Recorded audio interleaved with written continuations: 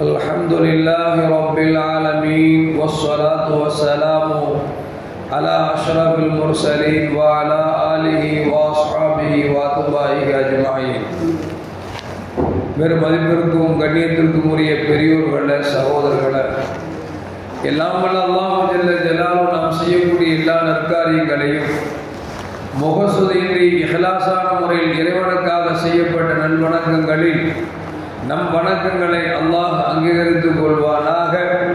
நாம் செய்யக்கூடிய வியாபாரங்களிலும் தொழில்துறைகளிலும் நஷ்டமில்லாத ஹலாலான நிரம்ப லாபத்தை பெற்று அந்த லாபகரமான வாழ்க்கையை கொண்டு தம் தேவைகளையும் தேவை உடையவர்களின் தேவைகளை நிறைவேற்றக்கூடிய நல்ல பொருளாதாரத்தையும் உள்ள விசாலத்தையும் அல்லாஹ் அனைவர்களுக்கும் வழங்கி அருள்வானாக. கஞ்சத்தனம் என்கிற தீய பண்பை விட்டு அல்லாஹ் நம்மை பாதுகாத்துக் கொள்வானாக. நம்மை இந்த உலகத்தில் வாழ வைக்கும் காலமெல்லாம் நோயினுடைய உடல் ஆரோக்கியத்தோடு அல்லாஹ் நம்மை வாழ செய்வானாக. அந்த ஆரோக்கியமான வாழ்க்கையை கொண்டு அல்லாஹ் ரசூலில் இருக்கக்கூடிய அனைத்து நல்லவர்களையும் புரியக்கூடிய நல்ல முத்தகின்களின் கூட்டத்தில் நம்மை ஆக்கி அருள்வானாக. திடீர் மரணங்களை விட்டும் தீய மரணங்களை விட்டும் நம்மையும் நம் குடும்பத்தையும் நம் சமூகத்தையும் அல்லாஹ் முழுமையான முறையில் பாதுகாத்துக் கொள்வானாக. நாம் இந்த உலகத்தில் வாழ்ந்து மறைகிற நேரத்தில் லா இலாஹ இல்லல்லாஹ் முஹம்மது ரசூலுல்லாஹ் என்ற கலிமாவை பொழிந்து ஜன்னத்துல் ஃபிர்தௌஸை கண்ணால் கண்டு அம்மகிழ்ந்து சிரித்தவனமாக மரணிக்கக்கூடிய பெரும்பாக்கியம் பெற்ற மக்களில் அல்லாஹ் நம்மை ஆக்கிக் கொள்வானாக. மரணிக்கும் மரணிக்காத இறைநேசரின் கூட்டத்தில் நம்மை ஆக்கி அருள்வானாக.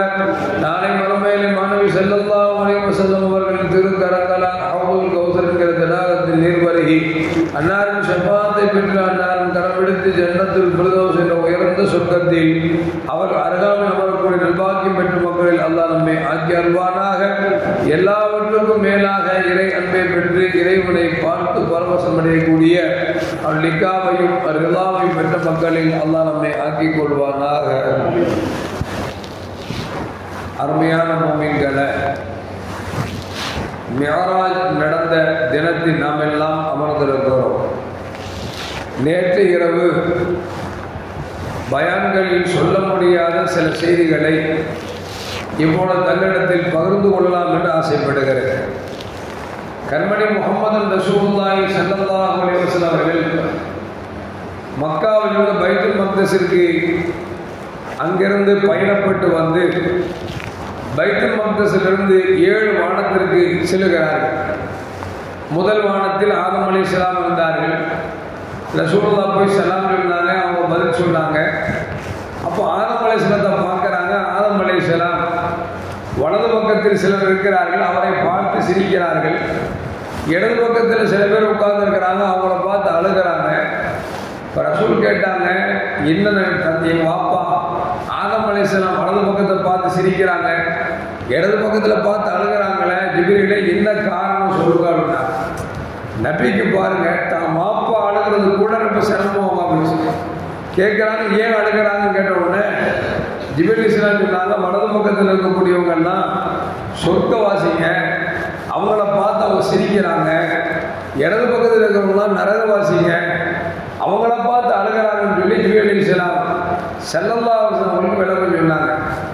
அடுத்து யஹ்யா அலைஹிஸ்ஸலாம், ஈசா அலைஹிஸ்ஸலாம், அதுக்கு அடுத்து 3வது வானத்தில் யூசுப் அலைஹிஸ்ஸலாம், 4வது வானத்தில் இத்ரீஸ் அலைஹிஸ்ஸலாம், 5வது வானத்தில் ஹாரூன் அலைஹிஸ்ஸலாம், 6வது வானத்தில் மூசா அலைஹிஸ்ஸலாம். மூசா அலைஹிஸ்ஸலாம் அவங்கள்ட்ட சலாம் சொல்லிட்டு புறப்படும் பொழுது மூசா அலைஹிஸ்ஸலாம் அழுகிறாங்க. நபி கேட்டாங்க, என்ன மூசா அலைஹிஸ்ஸலாம் அழுகிறாங்க, என்ன காரணம் அப்படின்னாங்க. சல்லாஹ் ஜிப்ரீல் சொன்னாங்களா, அவங்க மூசா அலைஹிஸ்ஸலாம் ஏன் அழுகிறாங்கன்னா, என் உம்மத்தை விட முஹம்மது ஸல்லல்லாஹு அலைஹி வஸல்லம் உம்மத்துமாரி சொர்க்கத்துக்கு அதிகமாக போகிறத நான் பார்த்தேன். அதனால என் உம்மத்துக்கு இந்த பாக்கியம் கிடைக்காம போச்சே நினைச்சு அழுகிறாங்க அப்படின்னு சொல்லி ஸல்லல்லாஹு அலைஹி வஸல்லம் ஜிப்ரீல் அலைஹிஸ்ஸலாம் விளக்கம் கொடுத்தார்கள். அது இப்ராஹிம் அலைஹிஸ்ஸலாத்துக்கு போனாங்க. நமக்கு சில கலிமாக்கள்லாம் சொல்லி கொடுத்தாங்க, பார்த்தோம்.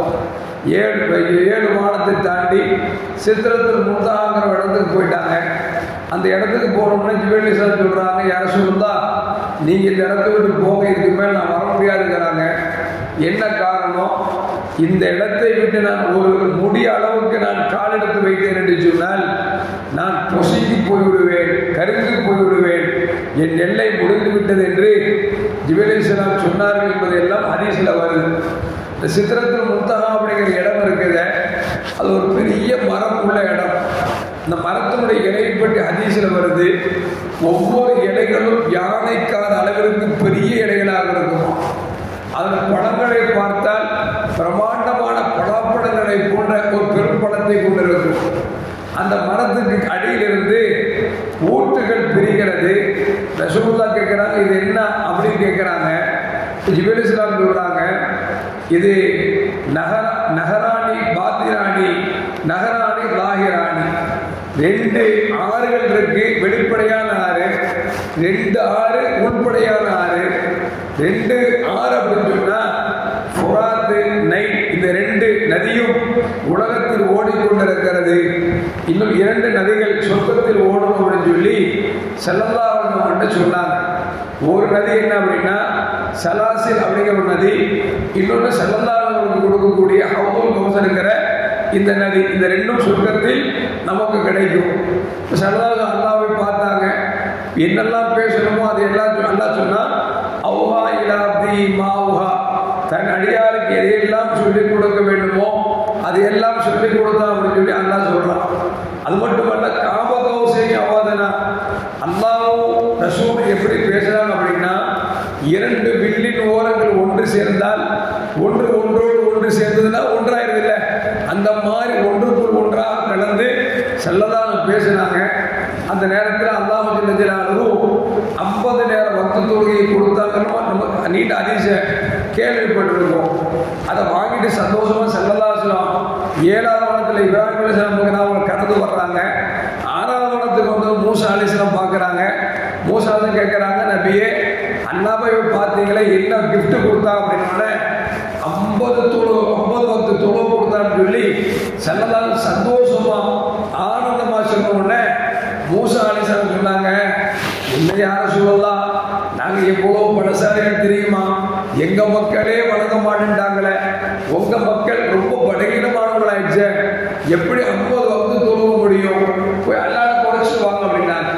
ஸல்லல்லாஹு போனாங்க, 10 குறைக்கப்பட்டுச்சு. மீண்டும் மூசா அலைஹிஸ்ஸலாம் 6ஆம் வானம் தாண்டுறாங்க. அப்போ மூசா திருப்பி கூப்பிட்டு, யார் சொல்லலாம் குறைச்சிங்களா, நம்ம எவ்வளோ குறைச்சிங்க, அல்லாஹ் 10 வக்து குறைச்சி 40 வக்து மிச்சம் வச்சிருக்கான், இதுவும் தொழுக மாட்டாங்க போக அப்படின்னா. மூசா நபி நம்மளை பார்க்காட்டாலும் நம்முடைய பலகீனத்தை விலகி இருக்கிறாங்க, நம்முடைய கசலானி சோகத்தனத்தை விலகி இருக்கிறாங்க. சொன்னால் குறைச்சி வாங்கினாங்க. 10 குறைச்சி மிச்சம் 5 இருக்குது. இப்போ மூசா சொல்றாங்க, இல்லைங்க இப்போ போய் குறைச்சி வாங்க அப்படின்னாங்க. ஏன்னா நம்ம பற்றி நல்லா விளங்கிக்கிட்டால் போல தெரியுது. ஏன்னா நம்மள்ட்ட எப்படின்னா சில பேர் இருக்கிறாங்க, வருஷ முசல்லி, பெருநாளுக்கு மட்டும் தான் தொழுவான்.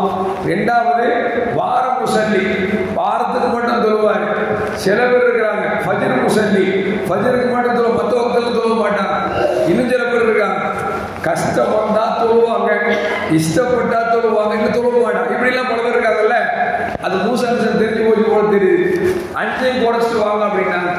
நபி சொன்னாங்க, இதுக்கு மேலே நம்மளோட போய் குறைக்கிறதுக்கு வெக்கமா இருக்குது, நான் கேட்க மாட்டேன்ட்டாங்க. இதுல என்ன விஷயம் அப்படின்னா, மூசா அலைஹிஸ்ஸலாம் காலத்துக்கு முன்னால் வாழ்ந்து மரணிச்சவங்க. இப்போ நமக்கு 50 வக்து தொழுகையை 5 வக்தா குறைச்சி மிகப்பெரிய ஹெல்ப் பண்ணது யாரு, மூசா அலைஹிஸ்ஸலாம். இப்போ நம்ம அக்கீதா என்ன சொல்லுது, கொள்கை என்ன சொல்லுதுன்னா, மரணித்தவர்களால் நமக்கு உதவி செய்ய முடியும், அதுக்கு வேற ஆதாரம் தேவையில்லை. நாம தொழுகை 5 வக்து தொழுகை செய்து காமிக்கு மூசா நபி இருக்காங்க, குறைச்சு கொடுத்தாங்க அப்படிங்கிறது நமக்கு தகவல் தெரியுது. இன்னொன்று என்ன அப்படின்னா, ஸல்லல்லாஹு பாருங்க குறைக்கு சொல்லுவோம்னே, பரவாயில்ல அல்லாஹ் நபி யாரா நீ பொழுது தொழுகை நீயே வச்சுக்கோ, வேணாட்டு வந்துக்கலாமா இல்லையா, சொன்ன அல்லாஹ் ஏற்றுதான் செஞ்சிருப்பாங்க. ஸல்லல்லாஹு சொல்றாங்க, அந்த அஸ்தாகி நான் கேட்க வெட்கப்படுறேன் அப்படின்னா. இதுல ஒரு விஷயம் என்ன அப்படின்னா, நம்ம ஏதாவது ஒரு தேவைக்கு ஒரு ஆளை கேட்டிருப்போம், ஹெல்ப் பண்ணியிருப்பாரு, அதையே வச்சுக்கிட்டு அப்பப்போ போய் கேட்கறது. இது அப்பப்போ போய் கேட்கற பார்த்தீங்களா, இது ஒரு நல்ல ஒரு பழக்கம் அல்ல, அசிங்கப்பட வேண்டிய பழக்கம். ஏன்னா ஒரு தடவை கேட்டோம், அல்லாஹ் கையெழுத வச்சுட்டான், அடுத்தது கையெழுத கூடாதுன்னு நினைக்கிறோம். ஒரு ஆள் ஒரு ட்ரிப் கொடுத்தாருன்னா அவர்கிட்ட போய் ஆஜியார் ஆஜியார் ஆஜியார்னா அவர் கோபமா வராதா. ஸல்லல்லாஹு சொன்னாங்கல்ல, ரசூலுல்லாஹ்ட்ட ஒரு சஹாபி கேட்டாங்க, ஏதாவது சொல்லித்தாங்க அப்படின்னா நபி சொன்னாங்க, துன்யாவை நேசிக்காத, உலகத்தை நீ நேசிக்காத, ஆசிக்காத, அல்லாஹ் உனக்கு பிரியப்படுவான். மக்கள்கிட்ட கேட்காத, மக்களோட பிரியப்படுவான். கேட்காத வரைக்கும் அசரத்தா எங்க அசரத்தா அப்படி இப்படிப்பாங்க.